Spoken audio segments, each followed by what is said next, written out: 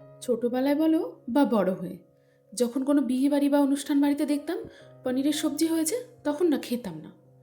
কিন্তু কোনো এক বিয়ে বাড়িতে গিয়ে হঠাৎ করেই এই পনিরের সবজি খাওয়া হয়েছিল আমার, তাও আবার নবরত্ন কোরমা। আর খাওয়ার পরেই তার প্রেমে আমি পড়ে গেছি। কি আমার মতো কেউ এরম আছো নাকি? নমস্কার বন্ধুরা, তোমরা কেমন আছো? আশা করি সবাই খুব ভালো আছো। আবারও চলে এসেছি নতুন আরেকটা রেসিপি নিয়ে। আজকে বানাবো নবরত্ন কোরমা। সত্যি বলছি, যবে এই সবজিটা আমি খেয়েছি তার প্রেমে সত্যিই পড়ে গেছি। আর তারপর থেকেই মাঝে মাঝে আমি বানিয়ে থাকি, তবে সেটা বিয়ের পরেই, বিয়ের আগে কখনো বানাইনি। যাই হোক, অনেক কথা বলে ফেললাম। এবার বলি কি কি লাগছে এই সবজি বানাতে। দেখো, এখানে আমি নিয়ে নিয়েছি ব্রকলি। ব্রকলির জায়গায় তোমরা ফুলকপিও নিতে পারো যদি অ্যাভেলেবেল না থাকে। নিয়ে নিয়েছি আলু, ছোটো ছোটো করে কেটে বিনস, গাজর, মটরশুঁটি, ক্যাপসিকাম, কাজু কিশমিশ আর পনির, সেটা তো চাই। আর সব সবজিগুলো কিন্তু আমি ছোটো ছোটো টুকরো করে কেটেছি। আর দেখো, এখানে আমি একটা পেস্ট বানিয়ে নেব। তার জন্য নিয়েছি কয়েকটা কাজু, চারমগজ আর কয়েকটা কাঠবাদাম। এগুলো না আমি কিন্তু আগে থেকে গরম জলে ভিজিয়ে রেখেছিলাম, তাহলে পেস্টটা খুব ভালো হয়। আর দেখো, এখানে ফ্রাই প্যান বসিয়ে দিয়েছি, ফ্রাই প্যান গরম হয়ে গেছে। তাতে দিয়েছি সাদা তেল আর দিয়ে দিলাম খানিকটা পরিমাণে ঘি। এই ঘিটা সাদা কেন বলো তো? এটা না এইখানেরকার ঘি। আমাদের ওখানকার ঘি যেমন একটু কালারটা একটু ডিপ হয়, তবে এর কালারটা একটু সাদা সাদা। আর এই দেখো, পনিরগুলো এরকম ছোটো ছোটো করে কেটে নিয়েছিলাম। এবার পনিরগুলো সব এক এক করে ভেজে নেব। আগে ওই যে বললাম, পনিরের সবজি দেখলেই যেন কেমন হতো, খেতাম না। কিন্তু সত্যি বলছি, ওই নবরত্ন কোরমা খাওয়ার পর সত্যি এর প্রেমে পড়ে গেছি। আর সত্যি কথা বলতে, বাড়িতে তো আগে সেইভাবে পনির বানানো হয়নি কখনো, তাই ছোটোবেলায় সেইভাবে খাওয়া হয়নি। বিয়ের পর শাশুড়ি মায়ের হাতে ওই খেয়েছি, আর ওই অনুষ্ঠান বাড়িতেই। যাই হোক, দেখো কথা বলতে বলতে পনিরগুলো আমার ভাজা হয়ে গেছে। তবে হ্যাঁ, তোমরা যদি চাও পনিরগুলো ভাজবে না, মানে কাঁচা দেবে, তাও দিতে পারো কিন্তু। তবে আমি যেহেতু পনির ভেজে ইউজ করি, তাই একটু ভেজে নিলাম। দেখো ভেজে নিয়েছি। এবার এর মধ্যে দিয়ে দিলাম নর্মাল জল। নর্মাল জল দিয়ে একটু ভিজিয়ে রাখলে না পনিরগুলো খুব সুন্দর নরম হয়। যখন সবজিতে দেবে, দেখবে পনিরগুলো খুব সফট হবে। আর যেই তেলটা বেঁচেছিল সেই তেলের মধ্যেই দিয়ে দিলাম কাজু। সবার প্রথম কাজুগুলোই ভেজে নেব। যখন একটু হালকা লাল লাল ভাজা হয়ে যাবে, তখন এর মধ্যে দিয়ে দেবো কিশমিশ। কাজু কিশমিশ যখন ভালো রকমভাবে ভাজা হয়ে যাবে, ভালো রকম বলতে একটু লাল লাল হয়ে যাবে, তখন নামিয়ে নিয়ে এবার ওই তেলের মধ্যেই এক এক করে সব সবজিগুলো আমি ভেজে নেব। তবে যেগুলো একটু সেদ্ধ হতে টাইম লাগে, মানে যেই ধরনের সবজিগুলো, সেগুলো আগে ভাজবো। ওই জন্য দেখো আমি এখানে সবার প্রথমে ভেজে নেব আলুগুলো, তারপরে গাজর, এক এক করে সব সবজি ভেজে নেব। এখানে কিন্তু আমি আর এক্সট্রা করে তেল দিচ্ছি না। যা তেল ছিল ওই তেলেই কিন্তু আমার সব সবজি মোটামুটি ভাজা হয়ে যাচ্ছে। আর দেখো, এখানে ব্রকলিগুলো দিলাম। ব্রকলি খুব তাড়াতাড়ি নরম হয়ে যায়, ওই জন্য একটু হালকা হালকাই ভাজবো। আর একটা কথা বলি, আমি যেমন এখানে সবজিগুলো এক এক করে সব ভেজে নিচ্ছি, তোমরা চাইলে কিন্তু সবজি সেদ্ধ করেও নিতে পারো। মানে হালকা গরম জল করে তাতে নুন দিয়ে সবজিগুলো যদি ভিজিয়ে দাও, বা অনেকে আছে সেদ্ধ করে নেয়, মানে হালকা ফুটিয়ে নেয়, সেটাও খুব ভালো হয়। তবেও কিন্তু রান্নাটা করা যায়। আর দেখো, এখানে আরেকটু দিয়ে দিলাম ঘি। এবার কিন্তু আমাদের ওই কলকাতার ঘি দিলাম, এটা সেই কলকাতাতেই পাওয়া যায় এই ঘি। এই সেকেন্দ্রাবাদে আর এই ঘি পাওয়া যায় না।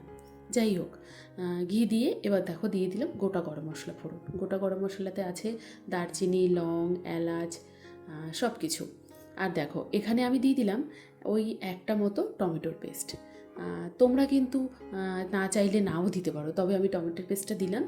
আর দিয়ে দিলাম 1 চামচ আদা বাটা আর 1 চামচ কাঁচা লঙ্কা বাটা। হ্যাঁ, আরেকটা কথা বলি, এটা কিন্তু সম্পূর্ণ নিরামিষ তরকারি। তবে হ্যাঁ, তোমরা চাইলে কিন্তু পেঁয়াজ রসুন দিয়েও করতে পারো, সেটাও বেশ লাগে খেতে। আর দেখো, এখানে দিয়ে দিলাম 1 চামচ লবণ। ব্যাস, আমি কিন্তু এতে আর অন্য কোনো মশলা ইউজ করছি না, যেমন হলুদ গুঁড়ো, লঙ্কার গুঁড়ো, জিরে গুঁড়ো, কোনোটাই আমি ইউজ করছি না। এখন দিয়ে দেবো যে পেস্টটা আমি বানিয়ে রেখেছিলাম কাজু, কাঠবাদাম, চারমগজের, সেই পেস্টটা দিয়ে দেবো। পেস্টটা কিন্তু খুব ভালো রকমভাবে বানাতে হবে, একদম স্মুথ একটা পেস্ট। ব্যাস, দিয়ে এবার খুব ভালো রকমভাবে ধীরে ধীরে কষাতে হবে। আর যখন এই মশলাটা কষানো হবে, তখন গ্যাসের ফ্লেমটা কিন্তু একদম লো রাখতে হবে, নাহলে নিচে দিয়ে লেগে যাওয়ার ভয় থাকবে। দেখো, কষাতে কষাতে কতটা কষে গেছে দেখো। এবার আমি না ওই মটরগুলো দিয়ে দিলাম, মটর আর ক্যাপসিকাম। ক্যাপসিকাম আর মটর কোনোটাই আমি ভাজিনি, মটরটা একটু সেদ্ধ হবে আর ক্যাপসিকামটাও ভাজিনি। দেওয়ার পরে এবার খুব ভালো রকমভাবে ধীরে ধীরে কষাতে হবে। কষাতে কষাতে মশলা থেকে তেল ছাড়া শুরু হয়ে যাবে। এবার দেখো, উপর থেকে না আমি এরকম একটা ঢাকনা দিয়ে ঢেকে দিচ্ছি। তাতে করে মটর যে দিয়েছি মটরগুলো সেইগুলো খুব সুন্দরভাবে সেদ্ধ হয়ে যাবে। ওই জন্যই ঢাকনাটা দিয়ে ঢেকে দিলাম। আর দেখো কি সুন্দর মশলা থেকে তেল ছাড়া শুরু হয়ে গেছে, তার মানে মশলাটা হয়ে গেছে। এবার যে ভাজা সবজিগুলো আছে ওইগুলো এইরকমভাবে এক এক করে দিয়ে দেবো। সবজিগুলো দিয়েও খুব ভালো রকমভাবে মিশিয়ে নিতে হবে। মেশানোর পরে 5 মিনিট মতো কষিয়ে নিতে হবে। আর এখানে একটা কথা বলি, এখানে আমি সবজিগুলো যেমন ভেজে নিয়েছি, তোমরা চাইলে কিন্তু সবজিগুলো সেদ্ধ করেও নিতে পারো, মানে হালকা সেদ্ধ করেও নিতে পারো, একটু নুন দিয়ে তারপরে সবজিগুলো সেদ্ধ করে নিতে পারো। অনেকেই সেটা করে থাকে, তবে ভেজে নিলে আমার মনে হয় স্বাদটা একটু বেশিই ভালো হয়।